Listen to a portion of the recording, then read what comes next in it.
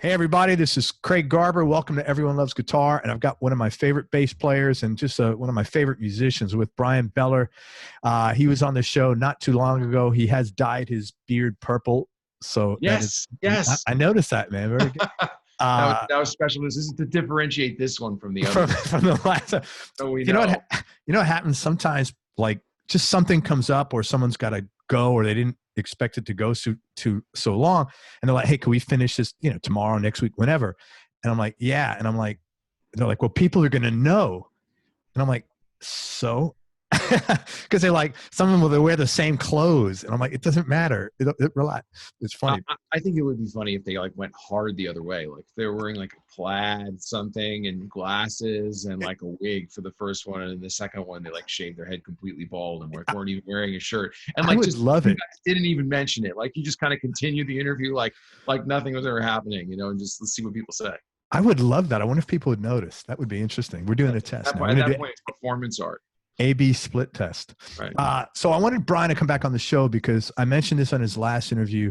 He recently came out with a record that's, I mean, absolutely phenomenal. And it's Bryan's kind of like a prog rock fusion guy. This record is off the charts, like just great music. I'm not going to sit here and say it's not a. Is it okay to say it's not a prog rock record? It actually, I consider it to be a prog rock record, which is really that you talk about kind of prog and fusion, because this is my third studio solo album, and my first two, I think, as an artist and a composer, I really didn't know who or what I was.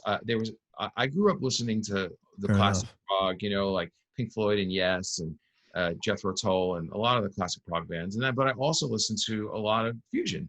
And we all listen, especially if you're a bassist, you listen to a lot of Jocko and Chick Corea Electric Band and John Scofield. So I think, as a bassist solo artist, I kind of fell into that weird thing where I was like, well, I got to show my jazz fusion chops, because that's what instrumental music is all, blah, blah, blah, blah, blah. Meanwhile, I hadn't really done any of like the jazz homework, like the real deep jazz homework. So it was kind of a bit of a hodgepodge in terms of which way I was going. And the only reason I bring that up is because when I started Scenes from the Flood, I was like, you know what? I want this to be like a classic double progressive album. Maybe it doesn't sound like Jethro Tull with flutes everywhere or anything like that. There's different, more modern sounds, but I wanted it to feel like one of the classic double progressive albums, like Pink Floyd The Wall or like Yes's Tales from Topographic Oceans. And so I embraced the progressive genre identifier. I self-identify this album as progressive, so that should clear that up. All right. In that case, under that context, yes, I'll agree with you 100%. When I think progressive, most of the progressive music, I listen and love everything you mentioned. There's like a little further out there, like a lot more classical oriented. This is just fucking straight ahead, great rock and roll, man. With some great, I mean, I asked Bryan to come back on here because I thought this record was so good and it needed to get out there. This wasn't like he said, hey, Craig, can you hook me up? Can I come? No, I asked him to please come back here. God's honest truth. Because it's not above that, but I'm glad that you asked me back. Oh, it's great. So in case you didn't see, what I would encourage you to do is listen to Bryan's last interview. It just came out about a month ago. But in case you didn't check him out, let me give you like a 2-second cliff notes on him. He's a talented multi-instrumentalist, sideman, and solo artist. He's most well known for touring and studio work with Joe Satriani and with the Aristocrats. He's maintained a career as a bassist, composer, solo artist, writer, and clinician for over 25 years. By the way, that comment you made in the interview, I had a lot of people write comments about that. Like, I loved hearing about this guy's 42-year overnight success. It was really cool. He was also a sideman, playing, recording, and touring with, and typical on multiple projects over many years. People like Steve Vai, Dethklok, Mike Keneally, who he played with for 17 years, Nick Johnston, Jane Gedder, who Jane was on the show, Nick's coming on the show, that's Darren great, Charles from Godsticks, who was on a while back, Eros Ramazzoti, Marco Minnemann, Janet Robin, who was on the show, Dweezil Zappa, and many others. You had Janet Robin on the show. That's so awesome. She was a trip and a half. She was really funny. Anyway, man, thank you for coming back on. Let's talk about this record. First of all, congratulations. This is work, man. This is not an easy thing to put together, both from a musical standpoint, writing, musically, it's absolutely awesome. And like I was thinking about it, you've put out more music as a sideman, quote unquote, than some bands do in their entire career. Well, yeah. I mean, if you count, I suppose. Well, definitely with all the side recordings I've done, if you count them all, yeah, I've done a lot more of that than I have of myself as a solo artist. And I always thought of myself, especially when I was in my 20s and my early 30s, as only a sideman. I didn't think I was even capable of writing music. I remember the day that a melody first appeared in my head, I was just like, surely that's a song that I've heard somewhere. Someone must have written that, because I don't. Interesting. And this is all the way back in 2002. And so that's what got me to do my first solo album, View, which came out in 2003, and I was 32 years old. And then I did another one in 2008 called Thanks in Advance, and at that point I was 37. And then in 2013, I started to have the initial formative ideas for something that I knew was bigger than anything I had tried to do before. I was already putting out stuff with the Aristocrats at that point. We were working on Culture Clash and touring that album, and I just joined Joe Satriani's band. I was doing a lot of road work, but I started hearing this music that was definitely not Aristocrats music in my head. And I felt like I had something big to say about it, but I just wasn't quite sure what. So I just gathered material and demo. Well, I didn't even have time to make the demos. I was just writing down stuff as I thought of it, and then I would make a little text cheater file, and then if I heard a melody, I would sing it into my iPhone voice memo, and then I had a list of song titles, because I always write to the title first. I come up with a title, and then I think, oh, this is what I want it to be about. I had an album title, and I had a concept, and I just started filling in the jigsaw puzzle pieces. And by 2015, I kind of had the whole thing mapped out. And by 2016, I could sing the whole album to myself in my head. And I've mentioned this in interviews before, so I don't want to repeat myself necessarily, but I had the whole thing, with a couple of exceptions, maybe a few minutes here and there scattered throughout the record, kind of just sitting in my head by the end of 2016. And then in 2017, I took an entire year off, no touring, no nothing. I barely did any other work. And all I did was make these 18 demos. Oh, wow. It was 88 minutes of music, 18 songs. And, it was a really long, weird, isolating process. Strangely enough, it was very much like what we're all going through. I was going to say. I didn't sleep regularly, and I barely left the house for like a year. It was just I just went all the way into the composition process. And the funny thing is, here we are on the Everyone Loves Guitar podcast. Here's my trusty guitar that I used for the demos. As you can see, there's no. Is that like a Fernandez Strat? It's a Hohner. Oh, wow. And I got it from my friend Rick Masalem. And it was just this beater Strat copy that he had laying around. And he just gave it to me. He was just like, here, you can have this. And I've been using it to make, Aristocrats demos in the past. Like all my Aristocrats demos were done on this guitar. And I sat down and started kind of working out what I wanted the guitar to be on all of these demos, with two solos as exceptions. I played all the guitar in all the demos. Wow. And what ended up happening was, okay, so I got through with a year and I've got these 18 song demos and the whole album. I can listen to the whole thing down. It sounds like the album. I'm like, this is it. Now I just got to go record it for real. And I started working with my mix engineer, Forrester Saville. And, of course we started going in and replacing important guitars, but there was a lot of guitar stuff that he was like, it's rhythm guitar stuff, man. You don't need to redo that. Just send it to me and I'll reamp it. It's all, it's edited. So we ended up keeping a lot of my rhythm guitars on the album. That's amazing, man. Actually, and even some leads. There are two songs that have my leads on there. One of them is called Bunkistan, and one of them is called As Advertised. Dude, Bunkistan is one of my favorite songs on the record. Thank you. Yeah, that was all. We ended up keeping. First of all, for the album, we kept all the bass from the demos. Every single note. We didn't change anything. I sat here recording it into an Mbox Mini, and we kept all the bass. But awesome. Just talking about guitar, I am a terrible guitarist. Man, I would not say that. I don't. Here's the thing. Okay. No. So I could sit down right now, and I made this is the thing.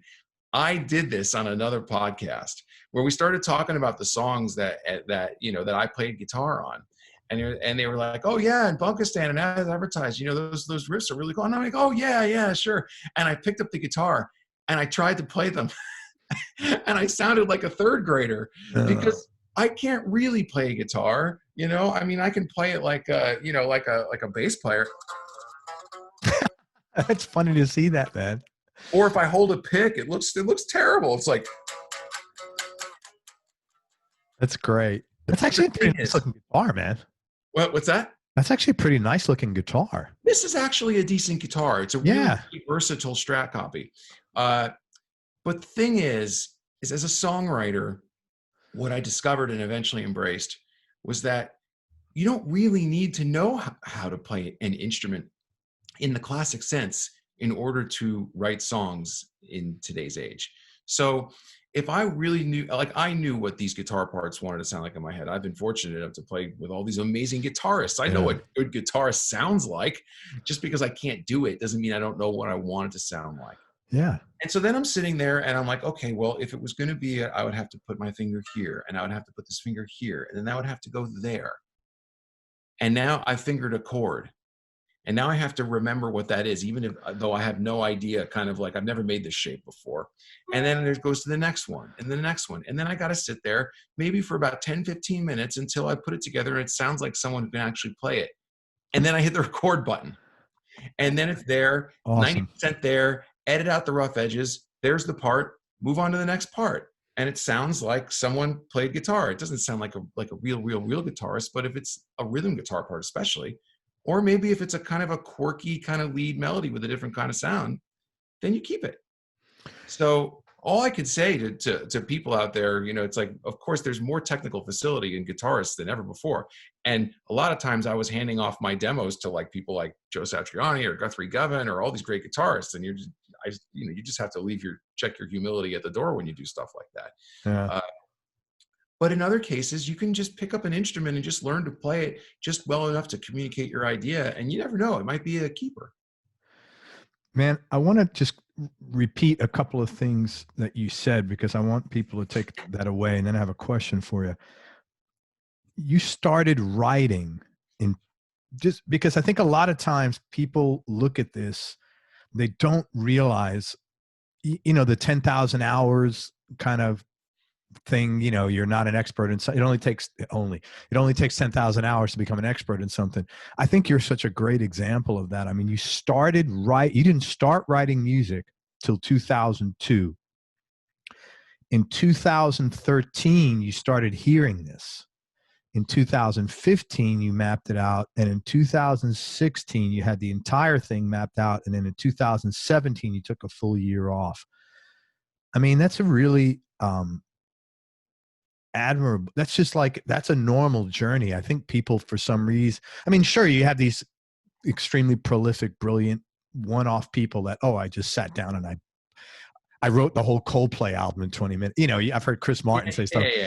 That's not by and large how shit happens. This is probably much more the norm. And I give you so much credit for just doing your journey. Well, thank you. I mean, yeah. It starts with, this is going to sound maybe a little hoity-toity, but I think it starts with actually knowing what it is that you want to say and having something to say and having a story to tell. I'm a big believer in the narratives of albums, and that's why I'm such a Pink Floyd fan. Right. I think that there's a world when you when you listen to a Pink Floyd album, you enter a world of emotion and storytelling that I agree that they create more effectively than maybe any other band I've ever heard in the rock genre, which is of course why they're so popular. Why are they I mean, there's a debate over whether or not they're progressive, but if you call them progressive, they're undoubtedly the world's most successful. That was my only hiccup, because this reminds me of a Floyd album. I never referred to them as progressive, so that was where I had to make the leap. Yeah, it's like a Pink Floyd record. Floyd progressive, yeah. I mean, I think the answer is yes and. Yeah, yes. Yes, they're progressive and there's so much more. Yeah. But I just, I realized that I had a story to tell, and the story that I wanted to tell in this album was the story of the loss of illusions, disillusionment, the idea of a very normal human journey, I think, that starts off with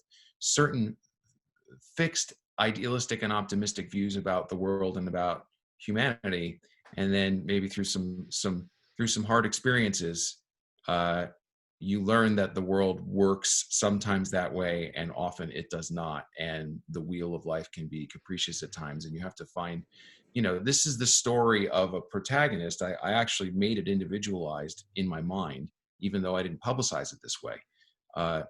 That there is a story of someone who goes through this process, and then there is a cataclysmic event about halfway through the album, and that's what the song "The Storm" signifies. That's the 8th song, second to last song of the first half, and then the rest of the album is kind of coming to grips with the aftermath of that, and what how can you recover, what can you rebuild, what do you still believe, what do you realize doesn't work anymore, what do you have to let go, and what are some of the painful things that a human being has to go through in order to kind of relearn how to view the world in a way that works for them. So that's like super heavy stuff, right? But that's what I was thinking before I sat down to kind of write the song titles. And so the song titles came one after another, and I realized I was trying to tell a story that progressed in a certain fashion. And then it became easier for the music to arise inside the individual song contexts, and then inside the individual album side context, because I envisioned it as a 4-side double album, double vinyl, like the albums I used to listen to when I was a kid. And then finally, the overarching story. So yeah, it does take a while to go all the way into something like that. And then once you get past once you feel good about your concept, then you got to get into the nuts and bolts of actually making the demos, and so we talked about guitar, but I like programming drums, and I program them very specifically. Bass is bass. I'm lucky because I was a keyboard player as a kid. I played piano starting at age 8. So I feel very comfortable on keyboards. It makes up for my lack of comfort on guitar. And then I've heard you play keyboards, man. You're a very good, very solid keyboard player, man. Yeah. Thank my classical teacher for instilling good values in me when I was a kid. Yeah. But yeah. And so I'm a little bit obsessive too. Maybe you have to be, I don't know. But I spent how many thousands of hours was it on then that just in that year alone when I was making the demos, let alone sitting there thinking about it all. And I would go on these long hikes, and I would sing the album to myself alone, like in my head, all 88 minutes over and over. And when I got to a part that I didn't really know what I wanted it to do, I would stop and think about it. And sometimes it would just show up in my head, and then I'd have to grab the iPhone and sing it into the iPhone, and then it would be there. So in the process of kind of being obsessive about your own artistic vision and journey, you inadvertently accumulate some expertise along the way. I became really good at making demos in Pro Tools. I was not good, I didn't become like a master mix engineer or anything like that, but I became really good at making the demos with the tools that I had. By month 8, 9, 10, 11, I had a lot of facility at it. And so I could make a pretty fleshed out demo on a complicated song. And that helped a lot, especially for the 4th side of the album with songs like World Class and Sweetwater, where I really needed to bring the plane in for a landing after a long journey. Yeah. And plus they're such long songs, they sound great. Let me ask you this. Do you hear my cat through the door? It's just amazing. He's so loud. What was the trigger? Because that's a pretty heavy topic about disillusionment. And also, props to you, first time someone's used the word capricious on the show. What was there like a trigger? Like that you're comfortable sharing? Was there something that happened, or that you saw happen, or that you were aware of that prompted the whole theme of disillusionment? Well, there's some things I'm not going to get into, and I think I think it's, and I've brought this up before. I think there is a danger of kind of going too far into that. Pardon me for anyone who's seen me say this before, because I know I've said it in a bunch of interviews already. But why do we love The Wall? Do we love Pink Floyd The Wall because we need to know every single detail about where Roger Waters' father's plane crashed in Italy in World War II? That's not why. No, not at all. Even though that's what he was working through, for the last 2 albums of the Pink Floyd canon and The Wall and the Final Cut. It's obvious he was working through that. Yeah, clearly. So I think that there's limited utility in going too far into the personal details. But yes, of course, you have to draw on something. And I think it's important for artists to take breaks in between albums to go out there and live life and experience things so that you have a story to tell. Yeah. It doesn't have to be autobiographical. It could be observational as well. So this album ended up being a combination of things that I'd experienced and also things I'd observed. One of the things I can talk about is, in 2013, there were a lot of very, very positive and, bordering on utopian views on what social media was going to do for humanity. Really? And yes. Wow. 2012 and 2013, everything was still pretty super rosy about all that. And I had observed some human behavior and phenomena that was both, for me, localized and also generalized, that made me think, this could very easily go dark. And I'm not sure everybody sees that yet. But I would like to touch on this theme. And that's just one of the things that speaks into the grander theme of disillusionment that I was trying to get to. And then as I was writing it, the whole thing turned upside down, and suddenly so dark. Yeah, and now it's like, you barely even want to look at it, even though it's always there and it's omnipresent in our lives. So that was a bit of a jarring thing to realize while I was writing this thing about that it turned. But then the other thing that I realized is that even though my the way that I wrote it had to be individualized in order for me to kind of go step by step through the album, I wanted to tell a story that could be processed and absorbed by obviously people who didn't have those experiences.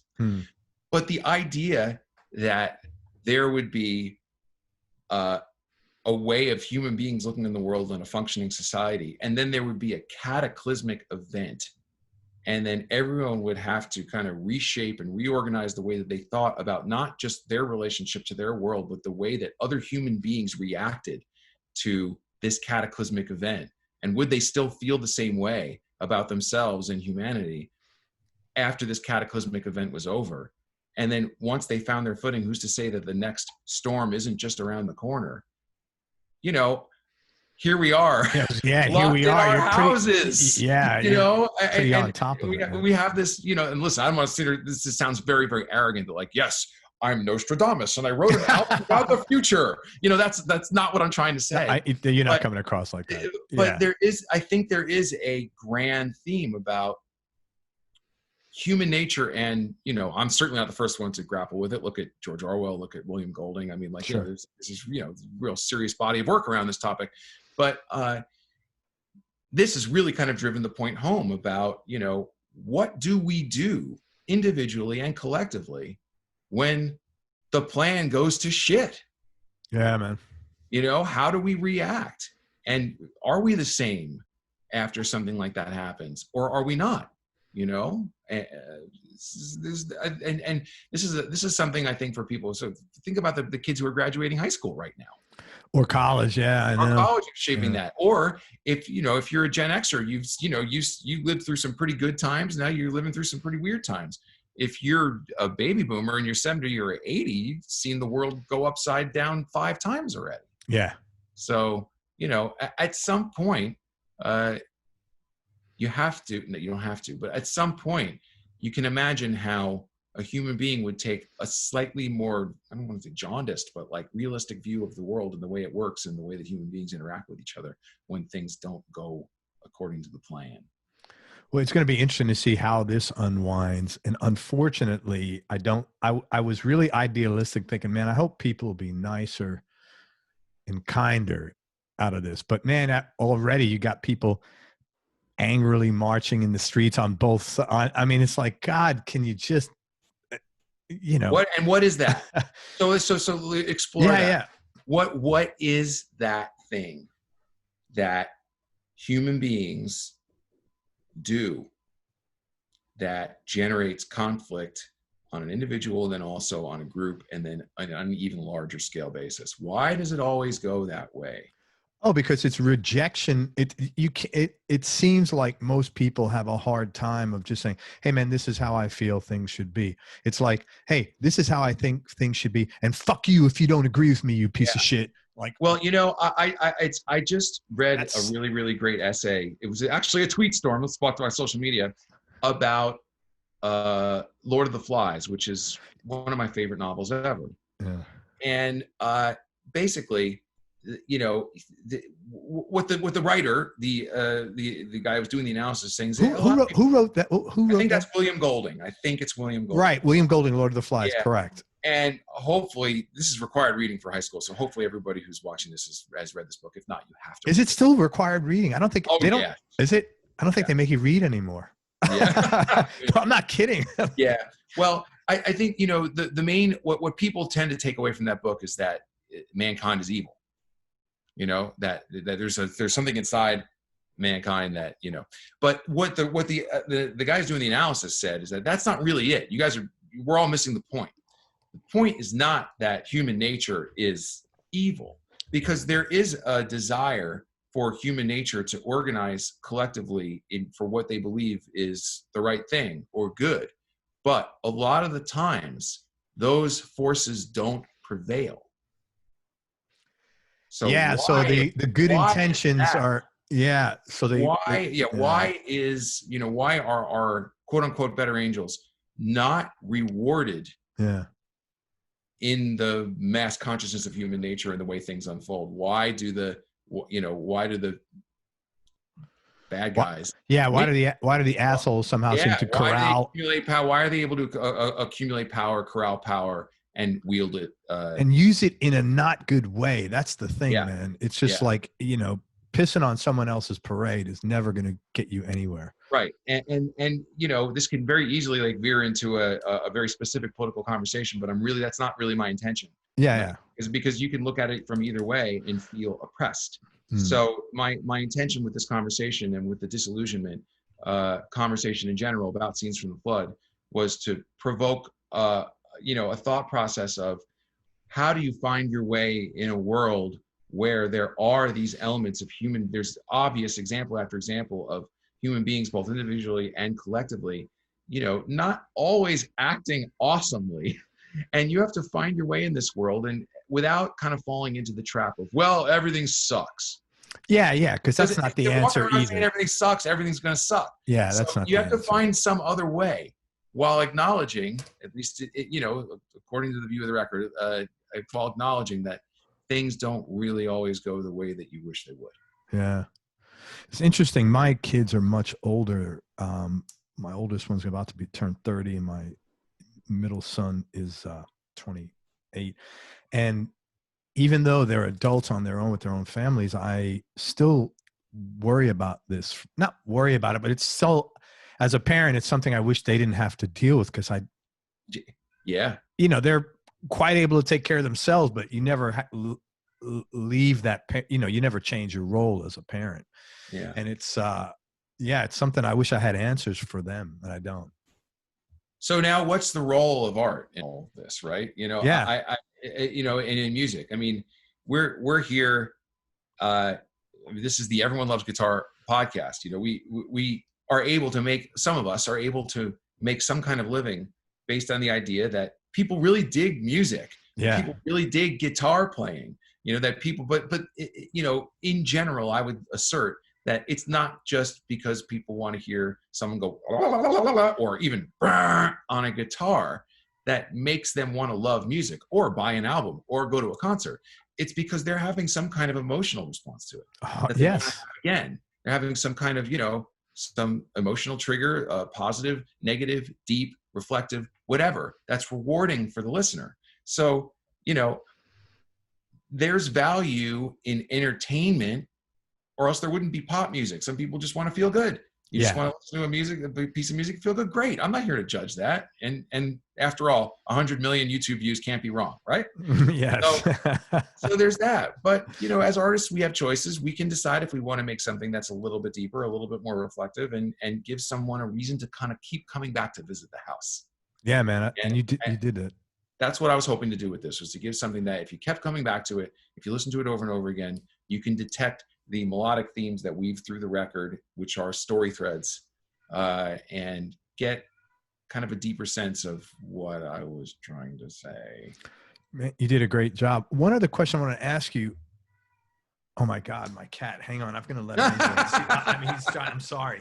That's all right. Oh my God. I heard you. Come on in. Good Lord. It's great, right? He's like braying out there like a goat for like a half an hour. I wanted to ask you this. Hashtag goat. Hashtag goat. What you took off for a year? What else? I know that must have been a pretty interesting year for you. Besides putting this together, what else came out of this during that time frame for you? Oh, I got completion on some things that I had been sorting through for years. Great. Yeah, it was a great, That's very great. rewarding personal journey for me. And I finally felt like I had composed the album that I had been trying to write all along. Yeah, and, man. And so there was a feeling of immense satisfaction when I first listened to the demo album in sequence. And I even did the segues and everything like that. I mean, I made it so that it was like listening to the album because I needed to know that the vision was there before I started asking other people to contribute to it. You know, I didn't want to, with something that big, I didn't want to ask people to start doing things and then like be like, oh, wait a minute, no, I really thought it was going to be more like this. I wanted to have all that shit sorted out. Yeah, well, you're like a total pro, man. You're super respectful of people's time. So, I mean, that's, you know. You just try. I mean, especially with some of the people that I asked to do it, not all of whom were super, you know, big famous names like John Petrucci and Joe Satriani, but everybody's busy. Everybody's busy. You know, you don't want to waste anybody's time. You know, everybody's, I would assert that some of the people that maybe that you haven't heard of who are on the record are probably more difficult for them to squeeze into their schedules, you know, because they're just busy trying to make it all work. Yeah. Let me ask you some more questions. Again, 18 tracks, 17 originals, one cover. Who else? What other instruments did you play? You played bass, obviously, keyboards, rhythm guitar. What else did you play, and who else? What other special guests or what other guests did you have on the? Well, there's your cat in the background. That's awesome. Yeah. Like okay. So literally, screaming, man. I was just like, drive me insane. Good luck for the podcast. I mean, mainly I played, you know, guitar, bass, drums, keys, and the keys. I had a couple of keyboard specialists come in for like, you know, really professional sequencing. There was one thing where I really wanted to have a song that sounded like it was kind of inspired by Donna Summer's "I Feel Love" and Madonna's. Oh man, what a great song! Yeah, and Madonna's "Ray of Light," which is inspired by that same song anyway. And I wanted like something with a really, really good, you know, and a good keyboard player, a pro could come up with that in 10 seconds. So I asked Matt Rohde to contribute that, and he was great. And then Fred Crone, who's a TV soundtrack guy and a movie soundtrack guy, I asked him to help me with some of the soundscape things. But other than that, I played all the keyboards, and I knew that they were all going to stay. Obviously, I didn't play any of the drums, just programmed them. Got some great drummers, you know, Joe Travers is like my best friend, and I've been playing with forever, ever since Berkeley. He's on the meat of the album, a lot of the straight up rock stuff. Isn't he you talked about Joe? Isn't he the guy who got you connected? Yes. Yeah, right. Yeah, he's the reason I started with Dweezil Zappa in the first place and everything. So, and I love, to me, nobody plays straight ahead rock stuff with a fuller sound and a heavier groove than Joe Travers. He's just, you know, amazing for that stuff. And so it was him on a few songs. And then Ray Hearn, who was the drummer from Haken, really, really great progressive band, mostly British. I wanted someone who had kind of like a more modern sound as a counterpoint to Joe's very kind of earthy American rock sound, and to play not just the technical stuff like world class, but also something where there would be like a drone groove where it's just one thing over and over again, like Bunkistan, which is just this simple groove in 9 over and over. It's funny. Simple groove in 9. It is.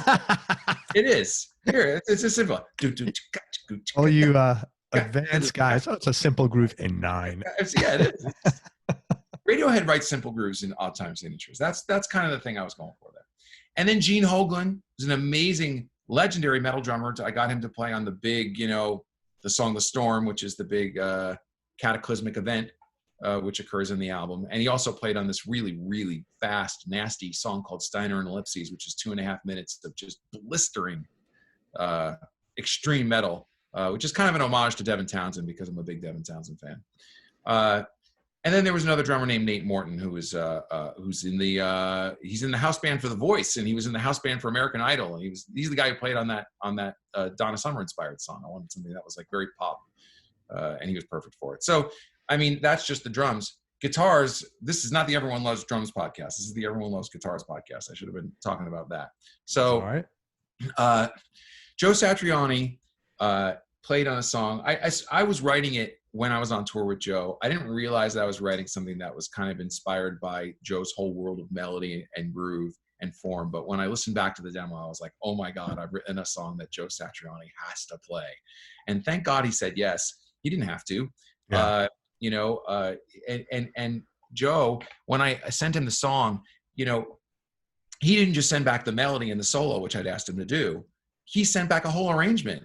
He sent back double-tracked acoustic guitars. He sent back, he sent back harmonies. He sent back him playing a banjo and like all sorts of, he sent back a whole, basically he kind of co-produced the song, which was wonderful. It was really above and beyond. And he worked on it for a couple months, not only, but I mean like on and off, he just kept coming back to it. He really takes that stuff seriously, which is just, I have such immense respect and appreciation for what he provided on that song. And it was really cool to get a kind of a raw Joe Satriani track. It was very, very aggressive, kind of pointy strat with a univibe on it. And so, we had a lot to work with in the tone shaping and getting it to sit in the mix, and it was really beautiful. What song was that Joe played on? That's Volunteer State. That's like basically that's the single. It's the single. It's the first real song on the album. The first track one is kind of an overture. Yep. It's actually a flash forward. It's actually the end of the story. And then track 2 is the first real song on the album, which is the beginning of the story, and that's Volunteer State. And the video on that was really good. You made that yourself, I'm assuming? Yeah, well, I actually really well done. I hired a couple of pros named John Luini and Arthur Rosado from a company called Kime Interactive, and they do Joe's visual and social media. And so it was just one of those things where I knew I wanted to do a live action video, and I thought it would be cool to kind of leverage the whole team. You know what I mean? I wanted to go up to San Francisco anyway and do some. Is that where that drive was from? That drive is it's weird. It's kind of hard to describe. It's like northern central California. It's just in some out of the way rural spots. We shot in a few different places. It's not really important where it was. It was just more about the beginning of a journey. You watch the video, you could see it. It's great. So that was that song. And we shot a real old fashioned live action video. Who does that anymore? But I wanted there to be something. It was really cool around it that kind of honored the contribution of kind of Team Satriani to that whole thing. So that was really, really cool. And then that's only one of like 12 guitarists on here. I don't know if we have time to go through all of them, but let's say, do you know Mike Dawes? Yeah, I had Mike on the show a while back. Well, there was a song that I wanted to write on acoustic baritone, which is inspired by Janet Fetter, and we'll get to her in a second.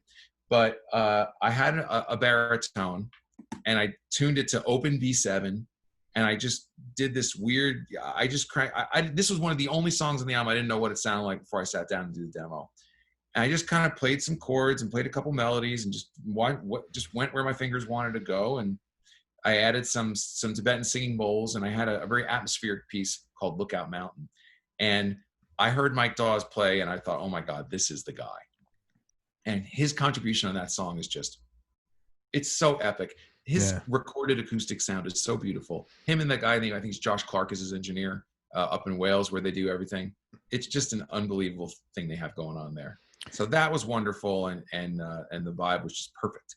He's such an easy guy to get along, and he's only like I think he just turned like 30. 30. He's 30. really like way Yeah. more mature, and he's like an old soul, man. He's a prodigy. yeah, he Of really course, is. you know, John Petrucci was amazing on World Class. You know, if you've written an 89-minute album and you've got the climactic song essentially, or you're on side 4 and you're trying to bring this whole thing in for a landing, and you've got a 9-minute progressive epic song, who's going to play the guitar solo on that song? You need someone who's going to really be able to carry the weight of something like that. And that's a vibe. It's not just playing, it's not just tone, it's an attitude, it's a whole thing. And John Petrucci is that guy, obviously. Yeah. So he played a great solo on that. But the real props also on that song have to go to Keneally, who's another great guitar player and has her own solo material out, and who I mean, she plays in the style, I would say, of kind of like Vai, Satriani, Petrucci, those guys. She's an Ibanez player. And she can really get around. She works really hard. She's got great technique, great tone. And I gave her basically the hardest guitar part of the entire album, which is the melody of World Class. And she killed it. So that was really great. And there's someone who, you know, maybe some people know about, maybe some people don't, you know. Yeah. Mike Keneally, who's like my long-term friend, he, you know, I had him play lead on my first 2 albums. This album, I kind of employed him in a different way. I had him play acoustic on the song Sweetwater, which Guthrie plays the lead on. That's and I had him play amazing song. Thank you. And I had him play the kind of the riffing guitar on that extreme metal song, Steiner and Ellipses, that I was talking about. I didn't want that song to sound like a modern gent metal tune. I wanted it to sound rougher and angrier, with jagged edges. And, you know, Keneally, he doesn't play metal traditionally because he didn't grow up listening to metal, but he can play metal. He just does it his own way. Yeah. And so he does everything his own way. He's really like, and it made that song style really, really dangerous, which I really, really liked. And of course he can play anything. Then you know, Teddy Kumpel is this amazing. I know Teddy. New York City. Teddy on here? Yeah. Teddy plays. So there's a song called Always Worth It, which is one of the bigger songs of the first half of the album. Mm-hmm. Griff Peters, who's a longtime friend of mine, plays the melody. And he also orchestrated the song. There's a lot of melody orchestration that he contributed. It's a really, really remarkable contribution. Is Griffin, he's in Texas, that guy? No, Griff is in Escondido. Okay. And nobody sounds like him. And then there was a point halfway through the song where the song takes kind of a hard left turn and suddenly becomes very angry. Yes. When it was sweet up until then. And I've heard Teddy do his solo thing, and sometimes he plays this kind of squonky, almost kind of like sarcastic sounding solo lead breaks. And that's what I wanted. I wanted something that just kind of had a little, like, just something to make you squirm. And he knew exactly what to do. It was perfect. How do you know Teddy? That's so wild. He's in New York, dude. I know Teddy through Saul Zanana. You know him? I know who that guy. I know who he is. Yeah, I know. Yeah, who he did a lot of work with Adrian Belew. And when I was in Nashville, that's how I met Teddy. So that's right. Okay, that is wild. Jamie Kime. Great. I know Jamie. I had him on this. Zappa, you know, for The Storm, I wanted a solo that kind of had a bit of a Frederick Thorndahl, Alan Holdsworthy, you know, kind of vibe. And I've heard Jamie do his own version of that really fluid, angular, you know, kind of out half diminished thing. And sure enough, he came in and he actually played on the demo. And while he was doing it, I was just like, I know this is the keeper. I know this is the solo. I'm just going to keep it. And I did. Guthrie. Yeah. You know, the song Sweetwater, which is the last full song on the album, which is this big anthemic, you know, slow 6/8 guitar ballad. We worked on it for 8 months. Oh, wow. We were Guthrie and I when we have time to work on something, we really get obsessive about it. And we don't always have that time when we are with the Aristocrats. But in this case, we went over and over what sound it was going to be. We're like, oh, you know, it should be kind of stratty. Maybe it should be kind of Gilmore-y, you know, like, let's try this sound. And maybe it should swing like this. And maybe the solo should be like that. Bottom line was we worked on something for 4 months. We brought it into mix and we both listened to it and we were like, nope. Wow. That's so not it. Back to the drawing board. And we scrapped the whole track. Wow. And we started over. We went back and we were like, that dirty, clean strat thing, it doesn't really sound strong. It doesn't sound right in the tune. And it didn't really sound like Guthrie either. So we just said, screw this. Let's instead of doing kind of like a Fender vintage amp model, let's try a Friedman instead and do something that's a lot closer to the Victory stuff that he uses, on stage. Mm. And that much more saturated sound ended up having the right sauce. But, it was agonizing to get the track for that because, he's all alone there. It's a huge open moment. You've got 85 minutes into this journey and it's just Guthrie carrying the whole thing home, which of course is what I wanted him to do because he's so amazing. But we were really happy with the final product, but it was the very last thing to finish. The very cool. last. Yeah. And God, Darren Charles plays rhythm guitars on The Storm, and I got him because his metal riffing sounded so great on the Godsticks album Faced with Rage. That song didn't sound right until he was on it. Also, Jake Howsam Lowe, the guitarist for Pliny, is on The Storm. For all that really, really sharp-edged riffing stuff, he sounds great. Of course, he could do so much more than that, but he was great on that. I'm sure I've forgotten a guitarist. This is like a good. Okay, I have to, and so yes, I have forgotten a guitarist, and it's maybe one of the most important guitarists on the album, and it's Janet Feder. Yep. So how do you know Janet? Well, I know Janet through Mike Keneally. We played a show. This is how it started. Janet Feder's engineer at the time. You mean Janet Robin or Jane? No, Janet Feder. This is okay. Janet That's Robin. The angles and exits. Yes. Yeah. Okay. Janet Robin, I somehow got hooked up with her in the early 90s in LA when I first moved here doing side gigs with her. I played her role. That was super fun. That's a whole other story. But Janet Feder is a classically trained, prepared baritone guitarist based in Denver, who I met because her engineer at the time, Colin Bricker, who owns a studio called Mighty Fine Studios, was opening his new studio in 2000, was a big Mike Keneally fan, and invited the Mike Keneally band to come play the opening of the studio. And Janet picked us up at the airport just as a favor to Colin. And we didn't know that she had her own artistry and that she had this own really, really cool and unique way of approaching acoustic guitar at the time. But her and Mike Keneally developed an artistic relationship. And then when we came through in 2005, she opened for our band in a set with her and Mike Keneally, just improvising, just doing nothing but improvising for like 20 minutes. You say you mean the Aristocrats no, or this is the Mike Keneally band. Oh, it's Keneally. Okay. So Mike opened for himself. Exactly. Mike opened for himself. That's awesome. And then I was completely fascinated with Janet's artistry. I went out and I got all our albums, and I was just a big fan. And then I gave her my music, and then we just kept in touch. In 2015, she came out with an album called This Close, which I love her other stuff. There's an album called Speak Puppet, an album called Songs with Words, which I listen to a lot. But the album This Close absolutely blew me away. It was recorded on that super high-res digital Sonoma sound system, and it kind of sounded like a cross between Bill Frisell and Nine Inch Nails and Pink Floyd and something completely indescribable as played by on acoustic baritone that was prepared in certain ways. Like you would have like a split ring on one string and a roach clip on another string, and she does in all sorts of strange ways. And I was just entranced by this album. And I remember thinking when I was working on Scenes from the Flood, I want my album to sound this good. I want it to like just be so inviting and rich and feel this good. And there were some moments there where it was just soundscapes. And I was just hypnotized by it. So the song Angles and Exits is a song on This Close. And I realized that it would fit in a certain part of the sequence and that the messaging of those lyrics would work with what I was trying to say in that spot.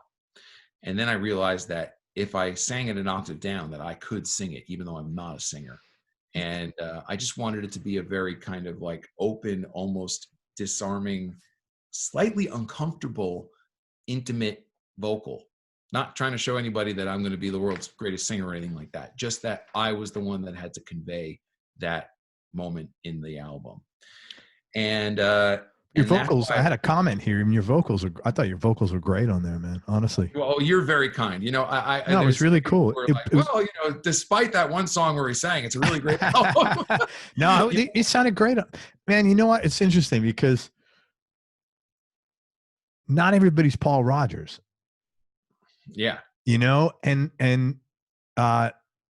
you don't have to be Paul Rodgers. That's not the standards. Only Paul Rodgers. You know, your voice. It was great. Your vocals were great on that song. It was perfect. Well, I was really emulating what Janet was trying to do on her song. If you listen to the original, which is on this close, the original Angles and Exits, you can just hear how intimate it is, and it's almost it's almost uncomfortable how close you are to her when you're listening to that song. And that's what I wanted it to sound like when I was doing that. You know, and it's not an accident that, you know, that song ended up being 9 minutes long. I tacked on this big kind of epic ending to her original arrangement. And I told her, you know, that it's not an accident that if I was emulating, essentially there's parts of this album that emulate The Wall in subtle ways. And it's not an accident that that song ended up at the end of side 3. Her song. For people who know how The Wall is sequenced. That was Comfortably Numb, right? That's right. And I wanted there to be a sense of that grandeur in the end of that song, because the end of side 3 going into side 4 is a very, very dark place on that album. And that's what I was trying to convey. So Janet, but I didn't leave Well Enough Alone by just covering her song. I also wanted to collaborate with her, which was a lifelong dream of mine. And so we did so on the last track of the first half of the album, which is called The Flood, which is the closest thing that this album has to a title track. Yeah. And it's just piano, a series of synth pads, and then layers of Janet doing baritone guitar and fretless guitar, and then other indescribable kind of sounds with the guitar and various devices that she has. I don't want to give them all away because some of them are trade secrets. And it's there's no drums. It's just 5 minutes with 4 different movements through the song of a soundscape and melody and a vibe. And it's basically the aftermath of the storm, you know, like all the kind of wading through the destruction of what just happened before you have to get back to whatever it is we're all going to get back to when something like that happens. Yeah. And it was one of the most rewarding things that I've done ever artistically, was to do that with her. And both of us, we listen. I remember, because, you know, her world is very, very different than mine when you listen to her albums. It's just much more open space, and there's a lot more ambience because not every song has drums. Some songs are just her guitar. That song really sits right in between our artistries. And we were both That's nice, man. So you had a great, we were able to pull it off and have something that spoke to the thing that we had wanted to do for, you know, at least 10 years. That's great. Where did you so this was recorded basically, whoever had to bring in tracks, they recorded in their studio and sent the tracks in, or was there any? It depended on the artist. I mean, you know, for recording Ray Hearn in London, you know, I wasn't going to go to London, so I sent the tracks. For Gene Hoglan and Joe Travers, the drums, they were in Los Angeles. I brought them into United, which is the old Ocean Way. And I brought Joe into NRG, which is where, like, you know, I think Rage Against the Machine and Red Hot Chili Peppers and all sorts of rock bands recorded there. They have a great one there. And that's just drums. For the guitars, it was all over the place. I mean, you know, some of the guitarists recorded their stuff at home. I know that John Petrucci recorded his bit in the middle of the Dream Theater sessions for Distance Over Time. That's wild. Yeah. So he's like, he texted me. He was just like, hey, man, this is the sound I've got up for the album. You're getting the real sound. I'm like, yes, thank you. Joe Satriani did it at his home studio. Rick Musalem, he's a guitarist I forgot to mention. He's like my best friend. Oh my God. He's on the texture on so many different songs, including Always Worth It and Angles and Exits. He basically came up with the whole background texture for that. I recorded him in person at studios around LA. Jamie Kime was in my apartment. You know, Darren Charles was remotely in London. Wales. Yeah. And Mike Dawes was in Wales in his studio. For Janet, I flew to Denver and I recorded it in her environment. Her and Colin Bricker, the guy who introduced us in the first place, his studio was still a new studio now. So I went in there. There was a really, really old piano in there, like 100-year-old piano that I was hoping to find somewhere, and it just happened to be sitting there. So I recorded that there with Janet there in Denver. And for my Keneally, I went down to San Diego to his home studio, which is Double Time, where some of his classic stuff like Boil That Dust Speck was recorded. So it really depended, you know. Some stuff was remote, some stuff I was there in person, and then some stuff I did myself. With a project this big, what did you learn from this experience as far as either about recording or maybe like about yourself or anything else? Well, what I learned was that I had I didn't want to pass up the opportunity to completely embrace my obsessiveness. And when I say that, you know, I'm really, really passionate about everything that I do kind of artistically and musically. And so sometimes that shows up as like an intensity that I think that it's not always easy to be around, you know, like I'm on stage. I want the monitors to sound really, really good so I can deliver the best possible performance. You know, I'm listening to an album. I want it to sound as good as it possibly can. I want my own performances to be as good as they possibly can. I have high standards, but the thing is, you know, you can work on something forever and it'll never be done. You know, it's the old phrase that, you know, great art is never finished, only abandoned. Yeah. Right. But I felt I had pulled up short in the recording and mixing of my previous solo albums. And with the Aristocrats, you know, we're moving really fast. Oh, hi, Kitty. We're moving really fast. We have to get it done while we're together to a certain extent because Guthrie lives in London. Yeah, because you're not. Yeah. We're not a Dropbox band. We get together and record together. So in this case, I swore to myself that I wasn't going to stop until I thought it was perfect. And that resulted in 3 years of conceptualizing, 1 year of demoing, a year of tracking, and then 9 months of mixing. Oh, wow.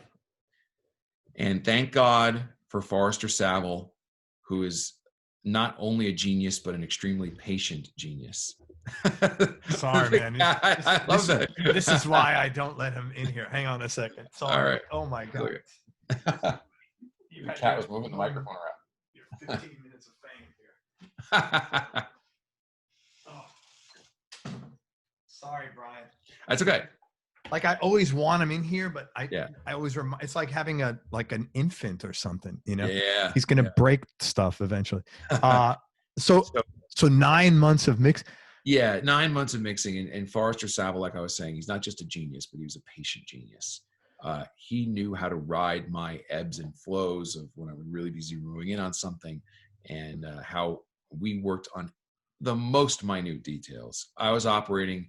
People say that you can't hear under 0.3 dB, you know, moves and mixing. That's bullshit. You can hear it. You can hear it. If you listen on good sources, you can hear it. And it makes all the difference sometimes. A subtle difference in the shift of the EQ of the rhythm guitars or the overheads of the drums, or just, you know, when you're dealing with textures and atmospheres that are this complex, every little bit counts. And so I remember the moment when I was listening. In the end, we were in the master sequence listening to it. There's 3 things left. There's 2 things left. There's 1 thing left. And I remember it was about a year ago. It was early May 2019 when I listened to the whole thing straight down, and it was perfect. I was like, oh my God. You were finally satisfied. Hindsight 2020, would you have done anything different? No. Okay. That's great. And I can't believe that I'm saying that. There is potentially 1 mix move in 1 song on the vibraphones in 1 moment where I might wanted to make 1 EQ adjustment. But I mean, like, really, this is, I am so deeply satisfied. And I hope that every composer and every person who wants to make an album has this feeling at some point. You know, they say you should never be satisfied with your work. Once you are satisfied, then you've lost the plot and, you know, you're creative. That's bullshit. That's bullshit, to be honest with bullshit. you, man. That's because that's almost saying you should never be you know what that happy. Is? I shouldn't. I'm telling you, that is bullshit. So you want to be happy. Be happy with you your want to work. be happy, of course, man. Yeah. That's great. The album, I was shocked. And every time I listened to it, that's what I was like, how is the mix on all of the, you know, it's like, you know, Dark Side of the Moon. It's like you listen to it, you're like, how the fuck is that possible that the mix is this clean on all? It's not like there's like so many moving parts here, and you have the same thing, and the mix is just phenomenal. So I'm telling you, everybody who's listening to this and wants to make a big epic album or whatever, and they're wondering, they need that guy who's going to help them bring this huge plane in for a landing. Just go find Forrester Saville. He's I cannot say enough about him. He's the world's most patient engineer. an absolute genius and a leader in his field. And he's not just a mixer. He also gets all the way down into details when it comes to very slight edits. If we hear something at the last second, we were shifting stuff around. You never know when you bring everything up in mix and compression and everything. If you suddenly hear a part that like sticks out that didn't stick out when you were tracking, he does everything and mastering. I was going to say he mastered this as well. He mastered wow. it too. Yes, I mean we were operating at such a level of detail that we were basically mixing and mastering at the same time. Yeah, that's what I can't say enough. He's my hero. On Satriani, you said does the guitar in Volunteer State. Yeah. What a great I would encourage everybody to go watch the Volunteer State video. It's really, really good. It shows you my own neuroses. I'm watching that. And what am I thinking about? Oh my God, he's eating so unhealthy. All those snacks. Well, that's my own nuttiness.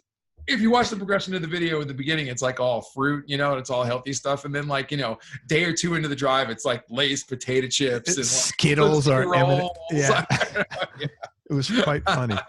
The last 5 songs of that of the record, from Angles and Exits all through the end, it kind of sounded like one suite. Was that how it was intended pretty much, or? Well, the 4 sides are intended as suites. So, even though on a CD it would be 2 discs. Right. And you would get part 1 and part 2 if you want to look at it that way. It's really intended as 4 parts. Okay. The first songs 1 through 5, songs 6 through 9, then songs 10 through 14, and then songs 15 through 18. So Angles and Exits is really meant as the end of the side. Comfortably numb. Yeah, exactly. Yeah. And that's why there's a very, very kind of quiet interlude right before it, which is, there's actually, I did a series of posts about some of the hidden parallels to the narrative of The Wall in the way that side 3 goes into side 4, and that's where it actually moves through that. It'll take an hour to explain all that, so I don't want to do that. But Angles and Exits concludes side 3. And that arc starts with Bunkistan as advertised in Army of the Black Rectangles as this kind of slight crescendoing kind of anxiety. And then it all releases with the Outer Boundary, and then Angles and Exits kind of draws that story to a close. Side 4 is meant as a suite. And so it opens with this very ambient kind of slowly building piece called The Inner Boundary. And then that sets up essentially the end of the album, which are these 2 gigantic songs and then an epilogue. World Class is the first one, which is the 9-minute tune, which is the Eastern flavored. You had some like Indian raga type of stuff in there. Oh yeah, well, there's really great. There's a sitar player named Rashid Singh, excuse me, who I knew from. I saw him on YouTube covering Animals as Leaders songs on sitar. Oh my God! And then he had his own band called Mute the Saint, was it? And then also he has a new band called Sitar Metal. He's a great, a rock flavored sitar player. And we, of course, we did those tracks remotely. He recorded them in India where he lives. And so it's him and Paul Cartwright on all the violins on World Class and Neely Brosh on guitar. They're the 3 lead instruments on that. Then in the background, you've got me on keyboards and rhythm guitars. And then you've got John Petrucci for the solo. And then Ray Hearn on massive drums. Yeah. And Christopher Alice on percussion. There needed to be something that like showed you that like this is the climax of the story. And it ends up actually being a false ending. It's not it doesn't end the way that you think it's going to. It builds up to this big thing and then it goes to the 5 chord and it just ends and just leaves you hanging. And that sets you up for Sweetwater, which is the album's real ending ballad. And that's Guthrie and Mike Guthrie on lead guitar, Mike Keneally on acoustic guitar, Joe Travers on drums, and then me on keys. And that song, gives you that feeling like here we are, we're finally at the big open glorious ending, and Guthrie plays the guitar solo that's going to bring us all home. And then at the very end, it doesn't go that way either, and it just takes this kind of strange dark turn into the last song. And then I don't want to spoil the whole thing, but it leaves you in a slightly uncomfortable place. It's not where you thought you were going to end up, which is kind of the point of the whole album. I like the title of the last track, though, Let Go of Everything. I think that's a good thing for everybody to do, to be honest with you. Yeah. I can let go of everything. Just relax. Yeah. And, you know, what in the context of this story, it was really letting go of your illusions about the world. Yeah. And human beings don't want to do that. You know, you have these fixed values and there's things that you think you're right. And when you're presented with evidence that maybe what you were thinking either doesn't work or isn't quite it's not right, or the evidence shows that it doesn't work on a grand scale, or more importantly, it's not working for you. You realize the hard way that something, that way of thinking or a way of being or doing isn't working. And you have to just kind of like, and you don't even know what's there to replace it. All you know is you just have to stop doing this. And in order to stop doing something, you have to kind of stop thinking in a certain way. Yeah. It's the thinking that generates the actions. And all there is to do is just to let it go. And sometimes you don't even know what's behind the next door until you let go of the thing that you're hanging on to so desperately, because who are you while you're still hanging on to this thing? At least you know. Yeah. Yeah. Totally.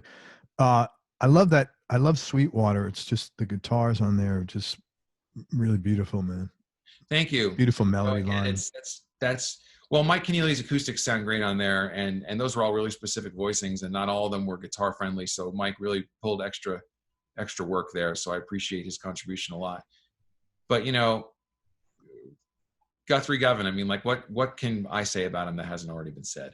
I just, it's, you know, after all that work that we did on the melody and making sure that the phrasing and the tone of it was all right, you know, finally it was like, okay, Guthrie, let's do the solo. And of course he sends me, you know, he could just crank out amazing solo after amazing solo all day long. That's what he's born to do. That's what he's born to do. He doesn't think at all when he's soloing. He just feels it completely. And just, so he sent me a solo all the way through. I'm like, oh, that's amazing. Like, how about we just like, you know, take like 2/3 of the way through. What if you went in this direction? And then he played something else that was amazing. And I was like, well, that's it. Awesome, it happened very, very fast. Is this, now that you've done this type of record, which is like, let's call it classic prog rock, do you think this will show up more in other Bryan Beller material? Well, I don't think there's any going back for me to like pretending that I'm some kind of fusion artist. Right. And, you know, you could find material on my first 2 albums where you listen to it and be like, really? You know, and that's who I was then. And maybe there was something I was trying to do with that. Maybe I was trying to prove to myself that I could do it or something. I don't know. But I don't think I'm ever going back to that. And frankly, I find myself wanting to create and play music with more space these days, not less. Awesome. You know, what I do with the Aristocrats is pretty active and pretty dense. And that's always, that vibe is always there for me in that world. But with my own solo material, I don't think I would ever make a big double progressive. There's no point in trying to kind of that's out big this album. That's ridiculous. I'll never. There's no need for that. When it was done, I kind of realized it's like, wow, that's like, I'm never going to do something this big again. I'm just not, because that's not the way that. That's okay. No. What's the point? So what's the next album? It takes me a long time to recharge in between albums. I mean, like my last solo album was 2008.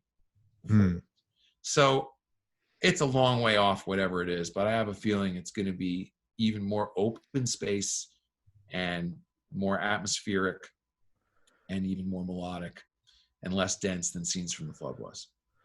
Well, in 2032, if I'm still doing this show, I would love to have you on again to listen to it. You know, I'm so grateful that you have me on. And it's so funny. The guitar really is the driving instrumental force behind our genre. It's just the way it is. People dig rock music because a lot of people dig guitar. Yeah. And so I, as a bass player, have been fortunate enough to play with some of the world's most amazing guitarists. And I thank God for it every day. Yeah. I got to play with all these people. It sounds like it was gratuitous that I just was like, oh yeah, I got an album with Joe Satriani and John Petrucci and Guthrie Govan and Mike. No, I don't think it sounded like that at all. But it can. It's just like, oh, look what he did. These are just the people that I've been playing with. So of course I'm just. Man, you don't need you don't need to apologize or have an excuse for that. Good for you. What I appreciate you saying that. Yeah. What I'm trying to say is that it's not lost on me that my ability to reach a lot of people with this album is because of the guitar. You know, there's bass enthusiasts out there, and of course there's drum enthusiasts too, but really it does kind of come down to the guitar. And one of the things I didn't realize that I was doing when I made this album was I was kind of making this big celebration of the guitar in our genre with all these different people. It really is just kind of like a guitar smorgasbord. In addition to all the other thematic and melodic things that I was trying to say along the way, it just ended up being this collection of amazing guitarists. So yeah, but let me tell you, this is a collection of amazing songs. This is really well-written album, really well put together, man. The patience that you and the discipline that you exercise in mixing definitely came out. It couldn't sound any more perfect, man. And I really congratulate you to put something together this epic. It's not an easy thing. People don't realize that. I mean, this is a fucking work, man. Thank you. Well, yeah, man. The benefit and the burden of having a brain like mine is I'm just not sure I know any other way to do it. Yeah, you know, it's funny when you were saying I'm obsessive, you know, you always want to be working with an obsessive guy. Well, sometimes. No, but I mean, right. But I mean, that's, you know, you don't want to, you know, no disrespect. I don't know if I'd be in a relationship with someone that obsessive. So your partner, whoever's over there. Yeah. So they're having a good laugh. Patience of a saint. But man, the record's perfect. Honestly, it's a beautiful record, man. And I'm so happy you made it. And thank you for making it. And I'll be listening. This will get me through many, many gym workouts. Thank you. Thank you. Man. Thank you for having me on again. Oh man, it's your audience about this album. It's really my pleasure. Let me tell people where to get it. Okay, check out the record. It is amazing. It's Bryan Beller, and Bryan again is Bryan Beller. Scenes from the Flood. Man, if you are unsure, you want to just get a taste test, just go to YouTube and listen to the first song, which is amazing. The first single, which is Volunteer State. Yeah. Everything about that. So that's the one that Satriani plays on. And by the way, if you're expecting the normal Satriani on there, it's not. I think it was a little different than what he normally does. It was more in line with what he's doing now, actually. You know what's funny is that to me, that's a really interesting thing. As people have different views of like what Joe Satriani does. To me, that was like a classic Joe Satriani thing. Interesting. Like, obviously, Joe Satriani. Nobody else should be doing this. It's got to be him. And a lot of people were like, "Wow, you really got Joe Satriani to like do something different." And I'm like, "Are you sure?" I mean, like, it just is. I basically modeled the form of that song subconsciously after a couple of songs on a previous record. It goes basically intro A B, and then solo section out, and it never comes back to the A B. That's just it. And the melody and the chord changes, they all seemed like very classic Satch to me. But more than one person has said what you said. It goes to show you can't tell when you're inside it. Well, it sounds like his current record, Shape Shifting, I think it's called. Yeah. It sounds much more in line with his current record. For whatever that's, to me anyway, for whatever that's worth. Yeah. So check out the record, and what I'd like you to do is go to bryanbeller.com. Again, it's BRYAN. And wherever, if you're going to stream the record, which I'd like to encourage you to support Bryan and buy it. He's got a very cool double vinyl set. It's limited edition purple vinyl, and it's got a massive, like, huge, why don't you talk about the CD, not the CD, the program that's in it. Exactly. If you go to bryanbeller.com, there's a shop button, and there's links to physical stores, which are active, not Amazon. It's Hello Merch, so they're shipping, and both in the United States and also in UK, Europe. There's two different shops. There's black vinyl. It's double vinyl, 180 gram. And there's this big, huge, full-size 20-page booklet inside. And this comes in, you can get it in black vinyl or purple vinyl. And I don't have that many of them left. I'm not repressing. I'm not just saying that like to get them out. The album came out 9 months ago. So 3 left. That's no. Order now. There's under 100 left. But, you know, the pressing is the pressing, and then like right. And then there's the CD if you're into that. There's the double CD with 2 24-page booklets in there. And then, of course, there's also links to high-res digital. If you want to purchase high-res digital, which if you're going to get digital, you should get the high-res. You can get that through Bandcamp, which is a great place to support independent artists. Definitely. And then, of course, there's still, you know, if you want to purchase through iTunes, you can do that. And if you want to try it before you buy, you can always do the Spotify thing. I have the link there. I'm not a hater. I understand that it provides a service, and that's cool. But if you dig it, then you know what to do. And follow Bryan on social media. You have a Spotify channel too? You know, I'm on Spotify. So if you click Bryan Beller, the albums will come up. Great. So I'm on there, but I'm on Twitter. It's Bryan Beller. I'm on Facebook, Bryan Beller Bass, and I'm on Instagram as Bryan Beller Bass. There you go. What more do you need? Man, thank you so much for making this record. Scenes from the Flood. Awesome record, man. Really, really great. I was absolutely blown. I mean, it's not too often I say, holy shit, let's please come back. And I mean, no, seriously, it's brilliant. I mean, it's really good. I mean, I really appreciate how much work you did in there, man.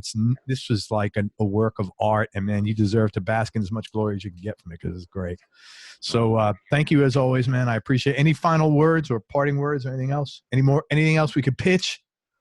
Oh, you know, just stay safe out there. And I mean, you know, we've talked about Scenes from the Flood, you know, over and over and over again. But, you know, the Aristocrats, you know what, came out just a couple months before this album. So they kind of happened at the same time. So if for some reason you missed that train, you go back and check that out too. The latest album, The Aristocrats, you know what, is also.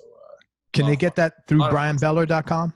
No, that you can go to the-aristocrats-band.com, and there's a store there. And of course, we're on all the digital and streaming platforms as well. Right on. All righty. Go to BryanBeller.com. Again, it's BRYAN. And thank you, brother. I really appreciate it. Great record. Thanks again for making it. Thank you, Craig. Thank you. Everybody, thank you so much for listening. If you enjoyed this, please share it on your social media channels. We appreciate your support. Check out Bryan's new record, Scenes from the Flood. Go to BryanBeller.com and hit him up on all the social media channels and his YouTube channel. Go check out that song, Volunteer State. It's amazing.